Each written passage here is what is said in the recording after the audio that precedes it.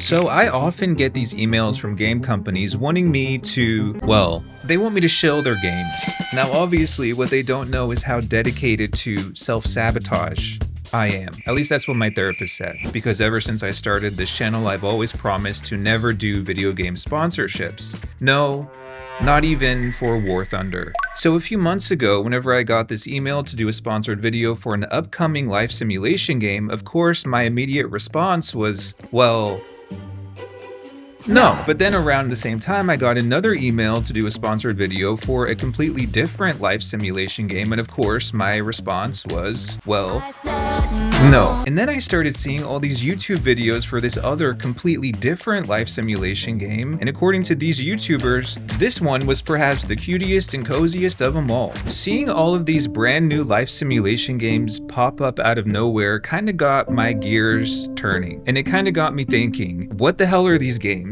Where did they come from? And are any of these games actually good? Well, little did I know on my quest to answer these very questions, I would discover something about these games that was actually quite sinister. But before we get into this, a word from today's sponsor. Thanks to CyberGhost VPN for sponsoring this video. It sounds kinda dark-sided, but the internet is actually crawling with malicious trackers and websites. Your internet provider, your work, even this massive phallic-shaped building. They're all watching your every move. That's why having a reliable VPN like CyberGhost is so important. With over 38 million users and 20,000 excellent reviews on Trustpilot, CyberGhost is one of the best VPNs out there. These days, you can't even look at cringe memes without being spied on. But luckily, CyberGhost encrypts your traffic and hides your IP, erasing all traces of your digital footprint and the memes. CyberGhost also unlocks geo-restricted games and content from over 40 streaming platforms like Netflix, Amazon Prime, and Disney+. You can even score better deals by changing your virtual location. CyberGhost works on all major devices and operating systems: Windows, Mac OS, Android, and iOS. You can also protect up to 7 devices at the same time, which means it's perfect for sharing with family or friends. But the best part is you can grab CyberGhost VPN today for a whopping 84% off. That's $2.03 a month plus 4 extra months free. They also have a 45-day money-back guarantee and 24/7 customer support, which means it's risk-free. So stop raw dogging the internet and join the 38 million CyberGhost users today by signing up using the link in the description. For way too long, the life simulation genre has been dominated by The Sims. That game has pretty much had a monopoly on this genre for 25 years, and to be honest, it shows. It's just a roll of toilet paper. So that's why whenever I got this first email a few months ago about a mysterious brand new life simulation game, suddenly my life had meaning again. Actually, in the email, they didn't even say the name of the game, but they described it as a cozy fantasy life simulation. Now, me being me, I did not respond to this email, or the second email, or the third, or the fourth. But in the third email, they actually sent over a confidential PowerPoint for this game. Now, this happened last year, and this game has already been announced, so I think it's okay if I share it with you. And the name of this game is, Amadula. These books aren't real. I actually have a 5th grade reading level. Anamula Nook? Apparently, this is a life simulation game where your characters exist in a miniature world. And my first thoughts upon seeing it was that it looks good, okay, I guess. Actually, until recently, this entire game was a huge mystery to me. First of all, this game is not in early access, it's not available for purchase, and there's no release date. When I looked up the developer, Lilylandia, I couldn't find any other games that the studio had made. This was their very first project. So I figured maybe this was a brand new indie studio or something. But at the same time, something was off. Because this studio seemingly had a boatload of cash. Like, they're rich. Besides the super flashy trailers and promotional material for this game, which clearly cost a pretty penny, they also appear to be more than willing to shell out a bunch of money to influencers. Next up, I just want to thank today's sponsor, Anamula Nook. The next cozy game is not out yet, but I have the pleasure of announcing it to you today, and I already know I'm gonna be obsessed with it. This is Anamula Nook. Alright, cozy gamers, listen up. This game was recently revealed, and I think it looks absolutely stunning. By the way, they are kindly sponsoring this video, but that doesn't change my opinions on how great this game looks. Yeah, right. Right. And about those sponsored videos, I watched a few of them and it raised even more red flags. Just think about how weird this concept is, okay? These YouTubers are not playing the game. They're literally just watching the trailer and saying, oh my god, it looks so good, and the company behind the game is handing them a wad of cash to do this. Does that not seem weird to anyone else? Why would a YouTuber promote a game that they've never even touched? And look, no shade to the people who took this check, but I just don't understand this concept. How does this studio have so much money that they're paying influencers to promote a game that isn't even released? I can't be the only one who thinks the priorities are askew, right? So I decided to dig a little bit deeper. And to no one's surprise, I discovered that Animula Nook is not being developed by this tiny little indie studio. The company making this game is actually backed by one of the largest game companies in the world. None other than Tencent. Yeah, I got you. I got you on camera. You on candid camera now.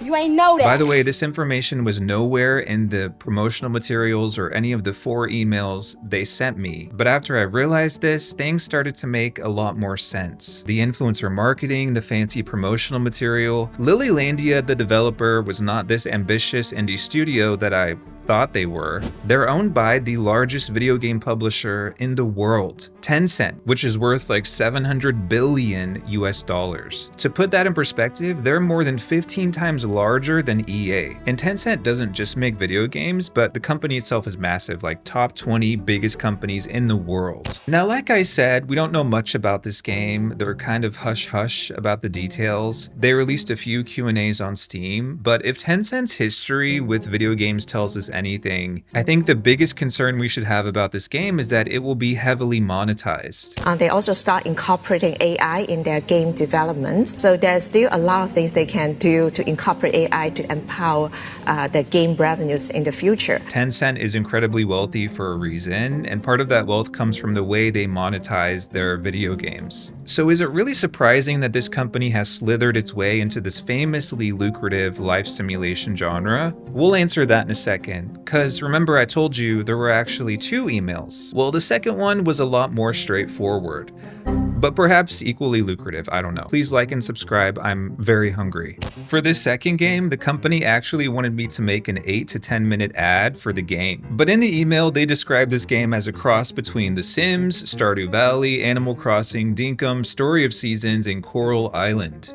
That is a lot to live up to. And they said this game was called Petite Planet. It's basically a cutesy MMO life sim. There's an emphasis on designing and decorating and farming. I mean, honestly, at this point, what life sim game doesn't have those things? But it also has this social MMO component that some people might find appealing. I checked out a few videos for Petite Planet on YouTube. Looks like I wasn't the only one who got those emails. Petite Planet is looking amazing so far. And I'm gonna be honest with y'all, even though this is a sponsored video. And a huge thank you to Petite Planet for sponsoring this video. Hello? It looks stunning. Thanks to Hoyoverse for partnering with me. But after watching these videos, I walked away with one glaring concern. Petite Planet is a game from Hoyoverse, which some of you may know from Genshin Impact. And if you know that game, then you know this company is notorious for one thing: gacha. Some of you may already be familiar with gacha games, but to put it simply, gacha is basically gambling in video game form. You pay money, usually via like a premium in-game currency, and then you gamble on unlocking certain items in the game. Just to be clear, Hoyoverse hasn't come out and said Petite Planet is a gacha game. For the gacha aspect, we do not have a confirmation yet. They actually don't make any games that are not gacha games. So Petite Planet is being developed by Hoyoverse, which only has gacha games, so that makes us assume that yes, it will have a gacha of some sort. So if anyone thinks Petite Planet will not be a gacha game,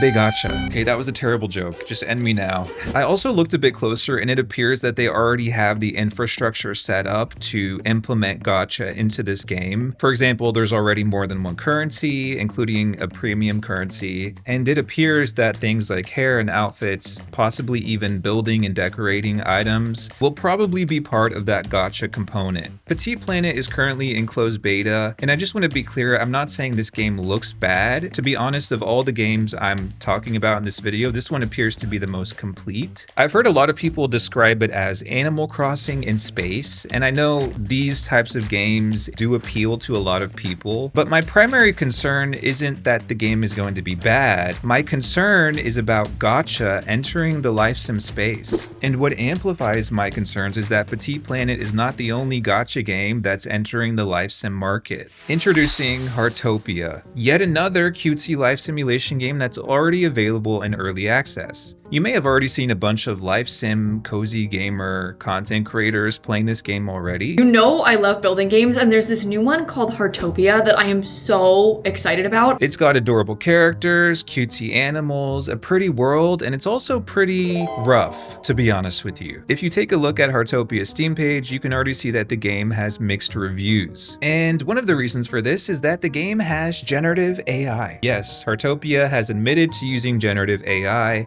and according to the statement by the studio making this game, they said they'll be more open about disclosing their use of generative AI in the future. Should any AI-assisted content be used in the game in the future, it will be announced in advance. Which suggests that they'll be using it even more in the future. I'm obviously no fan of generative AI, but for me, the thing that's even more concerning again is Heartopia's gacha systems. Heartopia is developed by XD International, yet another Chinese company famous for its predatory monetization practices. In fact, it's the monetization model of all three of the games I've discussed in this video that worry me. Petit Planet, Gacha. Heartopia, also Gacha. Adele Dazeem, we don't know yet, but with Tencent's history, it's quite likely that this game will also have gacha mechanics. I'm actually betting on that. Is it a coincidence that all three of these brand new life simulation games follow the same predatory business model? Well, if you're familiar with how EA has milked The Sims player base dry for the last decade, then it shouldn't come as a surprise to you. These companies have done their market research. They understand this player base and they've seen what they're willing to accept. And what they see in life sim players is a cash cow. This whole thing to me is a serious concern. The fact that gacha games are infiltrating the life sim market is bad news in